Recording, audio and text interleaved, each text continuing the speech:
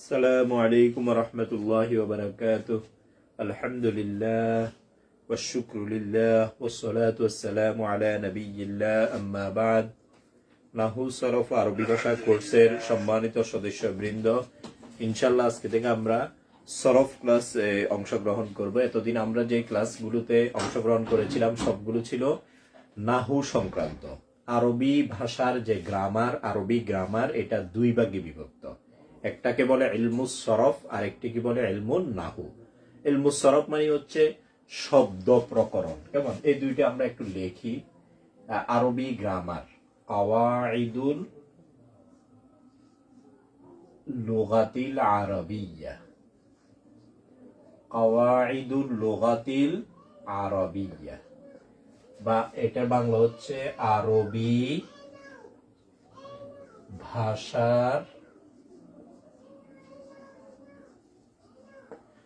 ভাষার গ্রামার। কাওয়াইদুল লুগাতিল আরবিয়্যা, আরবি ভাষার গ্রামার। তো আরবি ভাষার গ্রামার এটা মোটামুটি দুই ভাগে বিভক্ত। আরবি গ্রামারটাকে দুই ভাগে বিভক্ত করা হয়। একটাকে বলা হয় ইলমুস সরফ, ইলমুস সরফি। একটিকে বলা হয় ইলমুস সরফি, এটার মানে হচ্ছে শব্দ প্রকরণ। আরেকটিকে বলে ইলমুন নাহভি, ইলমুন নাহভি। ইলমুন নাহভির বাংলা হচ্ছে বাক্য প্রকরণ।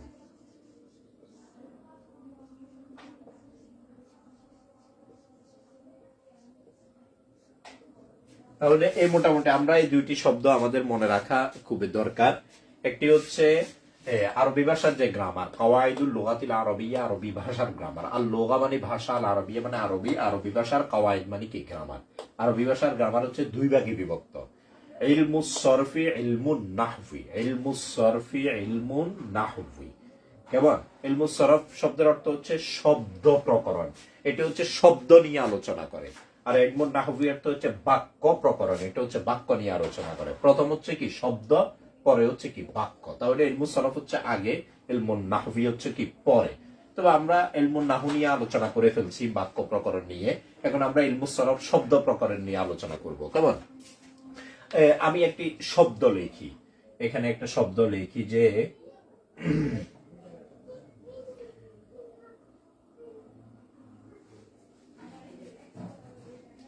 ইয়াফআলু লিখলাম, ইয়াফআলু, ইয়াফআলু। তো এখন ইলমুস সরফে কি করে, পুরো শব্দটা নিয়ে আলোচনা করে, পুরো শব্দটা নিয়ে আলোচনা করে। এখানে ইয়ার মধ্যে জবর দিয়েছি আমরা, সেই জবর নিয়ে ইয়া নিয়ে, ফা নিয়ে, আইন নিয়ে, লাম নিয়ে।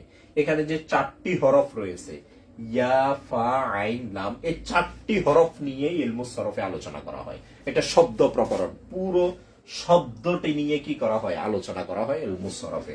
আর ইলমুন নাহুতে শুধুমাত্র বাক্য নিয়ে আলোচনা করা, মানে প্রত্যেকটা শব্দের, বাক্য বলতে আমরা মানে আরো স্পষ্ট করে বলি, প্রত্যেকটা শব্দের শুধু শেষ হরফটা নিয়ে আলোচনা করা, এই শেষ হরফটা। এখানে ইয়াফআলু যে আমরা লিখেছি, তো ইয়াফআলু ইলমুস সরফে কি করবে, ইয়া নিয়েও আলোচনা করবে, ফা নিয়েও আলোচনা করবে, আইন নিয়েও আলোচনা করবে, লাম নিয়েও আলোচনা করবে। কিন্তু ইলমুন নাহুর মধ্যে শুধুমাত্র শেষ হরফ যে আমাদের লাম রয়েছে, শুধু শেষ হরফ লাম নিয়ে আলোচনা করবে। লামের মধ্যে কি আমরা পেশ দিব, নাকি জবর দিব, নাকি জেদ দিব, নাকি জজম দিব, শুধু শেষ হরফটা নিয়ে আলোচনা করে ইলমুন নাহু। আর পুরো শব্দটা নিয়ে আলোচনা করে ইলমুস সরফ। ইলমুস সরফ মানে শব্দ প্রকরণ, পুরো শব্দটা নিয়ে আলোচনা করা হয়। ইলমুন নাহু মানে বাক্য প্রকরণ, বাক্যের মধ্যে একটা শব্দ, এটা শেষ হরফে আসলে আমরা জবর জের পেশ কি দিব, এটা নিয়ে কি করা হয়, আলোচনা করা হয়।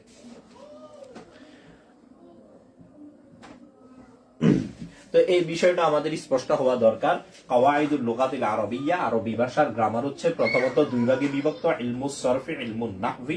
ইলমুস সরফ মানে শব্দ প্রকরণ, শব্দ প্রকরণ মানে পুরো শব্দটি নিয়ে কি করে, ইলমুন সরফ আলোচনা করে। আর ইলমুন নাহু মানে বাক্য প্রকরণ, বাক্যের মধ্যে প্রত্যেকটা শব্দের শেষ হরফ নিয়ে কি করা হয়, আলোচনা করা। আমরা একটা বাক্য লিখি, বাক্য লিখলে আমাদের কাছে বিষয়টা আরো স্পষ্ট হয়ে যাবে। আমি বললাম যে কি, হাযা কিতাবুন। এখন এটা একটা বাক্য, এটা একটা শব্দ, এটা একটি শব্দ। ইলমুন নাহু কি করবে, প্রত্যেকটা শব্দের, বাক্যের মধ্যে প্রত্যেকটা শব্দের শেষ হরফের হরকত নিয়ে আলোচনা করবে। এখানে এই যে জাল শেষ হরফ, এটার মধ্যে কি আমরা জবর দিব নাকি জেদ দিব নাকি পেশ দিব। এই যে কিতাবুন, এটা একটা শব্দ, এটা শেষ হরফ কোনটা, বা।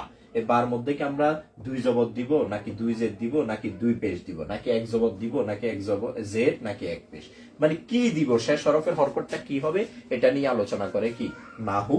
আর সরফ আলোচনা করে পুরো শব্দটা নিয়ে, এই হাজা পুরো শব্দ, কিতাবুন পুরো শব্দ নিয়ে সরফে আলোচনা করা হয়। কেমন, তাহলে মোটামুটি আমাদের বুঝে এসেছে, এটা আমরা বুঝে ফেলবো। তাহলে আমরা আজকে পড়বো কওয়াইদুল লুগাতিল আরবি, আরবি ভাষার গ্রামারের ইলমুস সরফ অংশ আমরা পড়বো। ইলমুন নাহু অংশ আমরা এতদিন পড়েছি, আজকে থেকে আমরা সরফ অংশ শুরু করব। কেমন,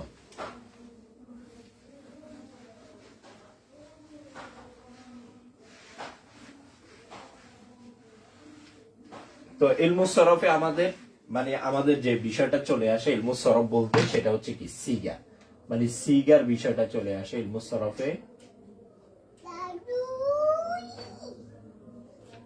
ইলমুস সরফ বলতে আমাদের যে বিষয়টা চলে আসে সেটা হচ্ছে কি সিগা।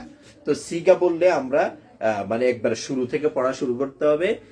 আরবিতে প্রথম হচ্ছে কি জামান হচ্ছে কয় প্রকার, তিন প্রকার। কেমন, জামান হচ্ছে আরবিতে তিন প্রকার। জামানুন, জামানুন মানে কি কাল, জামানুন, জামানুন শব্দের অর্থ কি কাল। আরবিতে কাল হচ্ছে তিন প্রকার। কাল, জামানুন শব্দের অর্থ কাল। আরবিতে জামানুন তিন প্রকার। আরবিতে জামান হচ্ছে কি তিন প্রকার। এক নাম্বার হচ্ছে কি আল মাদি, মাদি অর্থ অতীতকাল। এরপরে মাদি আল হাল, এটার মানে হচ্ছে কি বর্তমান কাল, বর্তমান কাল। এরপরে আল মুস্তাকবিলু, আল মুস্তাকবিলু।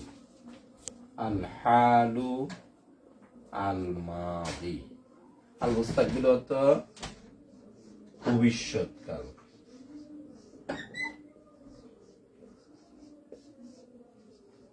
তো এগুলো আমরা জানি যে মাদি অর্থ কি অতীতকাল, হাল অর্থ বর্তমান কাল, মুস্তাকবিল অর্থ ভবিষ্যৎকাল। আরবিতে জামানুন তিন প্রকার। কেমন, জামানুন অর্থ কাল, জামানুন অর্থ কাল। যারা আমরা লাইভে যুক্ত আছি বা পরে আমরা লাইভ গুলো দেখবো, তারা আমরা মানে এগুলো আমরা জানা আছে, তারপরে একটু সুন্দর করে একটু গুছিয়ে আমরা একটু পড়ে নিলে ইনশাল্লাহ নিজেরাও বুঝবো, আর সামনে ভবিষ্যতে ইনশাল্লাহ আল্লাহ আমাদেরকে টিচার হওয়ার তৌফিক দান করলে ছাত্রদেরকে আমরা একটু গুছিয়ে পড়াতে পারবো আর কি বিষয়গুলো। কেমন, আমরা জানি না যে তা না, আমাদের জানা আছে, কিন্তু তারপরে একটু গুছিয়ে পড়ানো দরকার আর কি। কেমন, তাহলে জামানুন শব্দের অর্থ কি কাল। আরবিতে কাল, জামানুন কয় প্রকার, তিন প্রকার। মাদি, হাল, মুস্তাকবিল। মাদি মানে অতীতকাল, হাল মানে বর্তমান কাল, মুস্তাকবিল মানে ভবিষ্যৎকাল। কেমন, তো এখানে যে মাদি রয়েছে, কেমন মাদি, এ মাদির জন্য মানে অতীতকালের অর্থ বোঝানোর জন্য একটি নির্দিষ্ট ফেল আছে, এটাকে কি বলে ফেলে মাদি বা আল ফেলুল মাদি বলে। কেমন, আল ফেলুল মাদি মানে অতীতকালকে বোঝানোর জন্য নির্দিষ্ট একটি কি আছে, ফেল আছে, অতীতকালের কার্যক্রমকে বোঝানোর জন্য। আর বর্তমান আর ভবিষ্যৎকালকে বোঝানোর জন্য, উভয়টাকে বোঝানোর জন্য একটি ফেল আছে, মানে বর্তমানের জন্য একটি ফেল, মুস্তাকবিলের জন্য আরেকটি ফেল, এরকম নাই, মানে দুইটিকেই এক ফেল দ্বারা বুঝায়। এটাকে বলে কি আল ফেলুল মুদারে। কেমন, আল ফেলুল মুদারে, আল ফেলুল মুদারে। আল ফেলুল মাদি মানে অতীতকাল বোঝানোর জন্য নির্দিষ্ট একটি ফেল আছে, এটাকে বলে আল ফেলুল মাদি। আর বর্তমান এবং ভবিষ্যতের জন্য একই ফেল, একই ফেল দ্বারা বর্তমানও বুঝায় ভবিষ্যৎও বুঝায়। কেমন, কিন্তু ইংলিশে কিন্তু ফেল তিন প্রকার। কেমন, টেন্স তিন প্রকার, মানে কাল তিন প্রকার। একটি হচ্ছে কি past tense, present tense, future tense, মানে তিনটা কাল বোঝানোর জন্য, তিনটি কালের কার্যক্রম বোঝানোর জন্য তিনটি ফেল ব্যবহার হয়। কেমন? তিনটি ফেল ব্যবহার হয়, কিন্তু আরবি ভাষায় দুইটি ফেল ব্যবহার হয়। মানে অতীত বোঝানোর জন্য একটি ফেল, আর বর্তমান এবং ভবিষ্যৎ বোঝানোর জন্য একই ফেল, মানে দুইটার জন্য একই ফেল ব্যবহার হয়।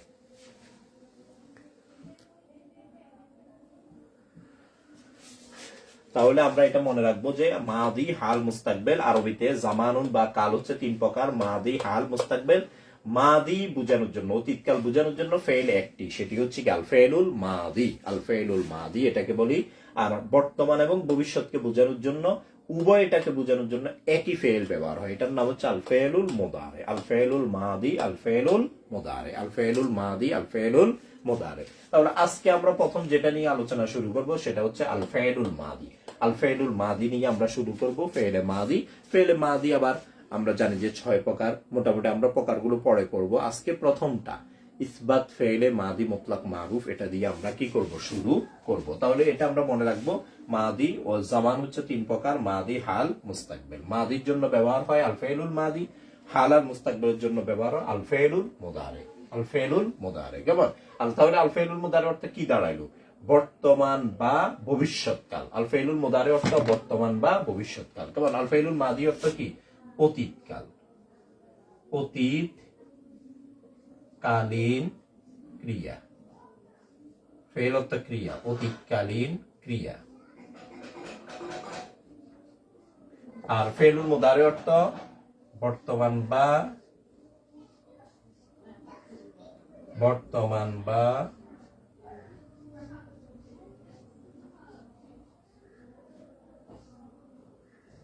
ভবিষ্যৎকালীন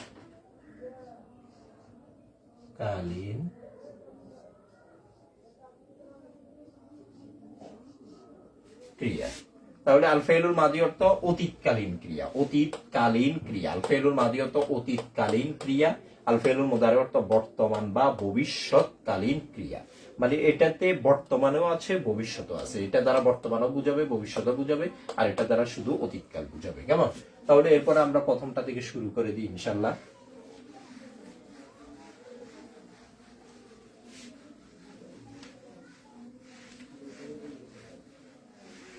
এগুলো আমরা যারা লাইভে যুক্ত আছি বা পরে দেখব, আমরা এভাবে সুন্দর করে করে একটা নোট করে করে একটু সময় দিয়ে, মানে যে কোনো একটা বিষয় জানতে হলে বা যে কোনো একটা বিষয় দক্ষতা অর্জন করতে হলে সময় দেওয়া বাধ্যতামূলক। একটু সময় নিয়ে প্রতিদিন আমরা আধা ঘন্টা বা 1 ঘন্টা, বা প্রতিদিন না পারলেও 1 দিন পর 2 দিন পর একটু বসে বসে একটু নোট করে করে লেখে লেখে, বোর্ডে যা লেখা আছে এগুলো নিজেরা হাতে, মানে আমাদের তো ভিডিওটা সামনে থাকবে, ভিডিওটাকে সামনে রেখে সামনে একটা খাতা থাকবে, খাতার মধ্যে সব নোট করে করে করে করে পড়বো ইনশাল্লাহ। পড়লে আমাদের উপকার হবে ইনশাল্লাহ। তো আজকে আমরা প্রথমটা দিয়ে শুরু করব।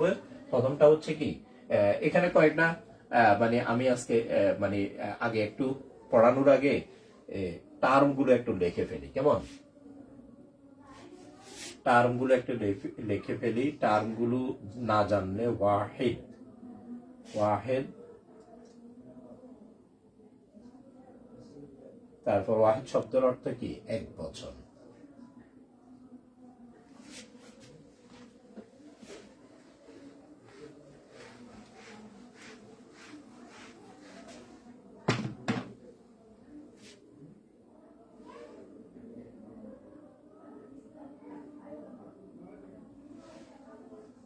ওয়াহিদের তো আমরা পড়ি একজন।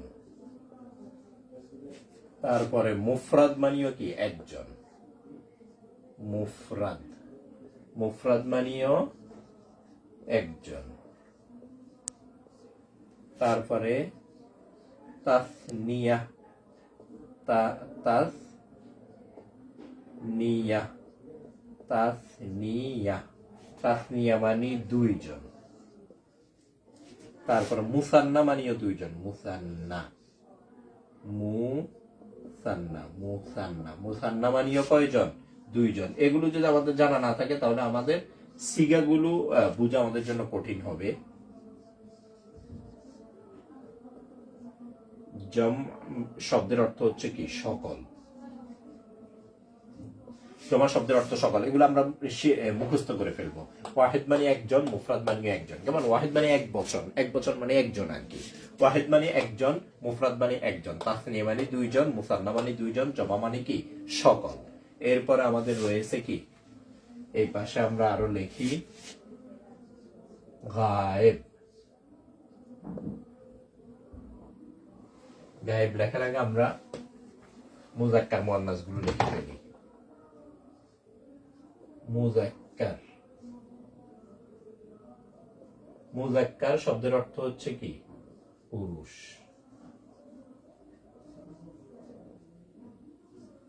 তারপরে মুয়ান্নাস,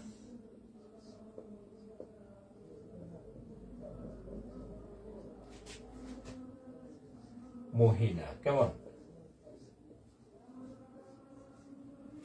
তারপরে গায়েব শব্দের অর্থ সে বা তারা। হাদির, হাদির শব্দের অর্থ তুমি বা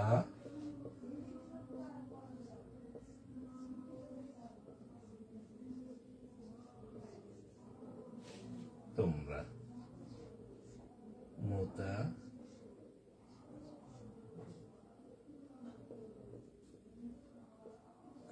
শব্দের অর্থ আমি বা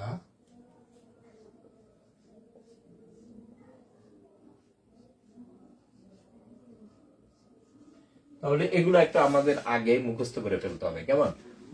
ওয়াহিদ মানে একজন, মুফরাদ মানে একজন, তাসনিয়া মানে দুইজন, তারপরে মুসান্না মানে দুইজন, জমা মানে সকল, মুজাক্কার অর্থ পুরুষ, মুয়ান্নাস অর্থ মহিলা, গায়েব অর্থ সে বা তারা, হাজির অর্থ তুমি বা তোমরা, মুতাকাল্লিম অর্থ আমি বা আমরা। কেমন? মুতাকাল্লিম অর্থ আমি বা আমরা। তারপরে এখানে আরো কিছু শব্দ রয়েছে, এগুলো আমি লিখি। এরপরে আরো কিছু শব্দ রয়েছে।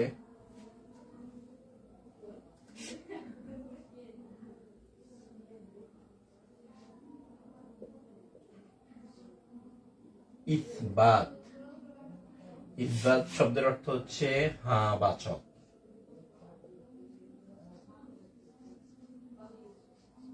হ্যাঁ বাচক।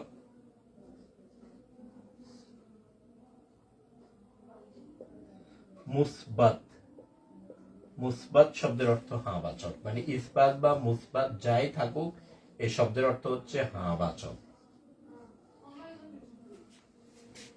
নাফিউন, নাফিউন এর শব্দের অর্থ হচ্ছে না বাচক।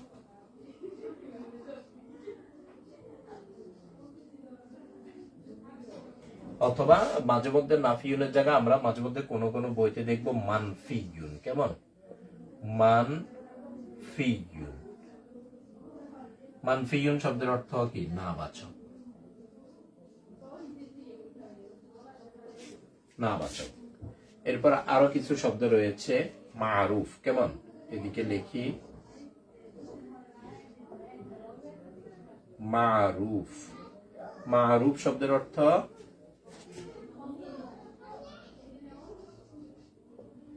যার ফাইল জানা থাকে। মারুফ শব্দের অর্থ যার ফাইল জানা থাকে। কেমন? এরপরে রয়েছে কি মাজহুল,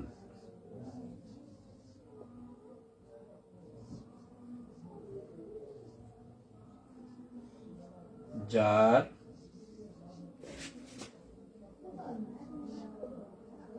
ফাইল জানা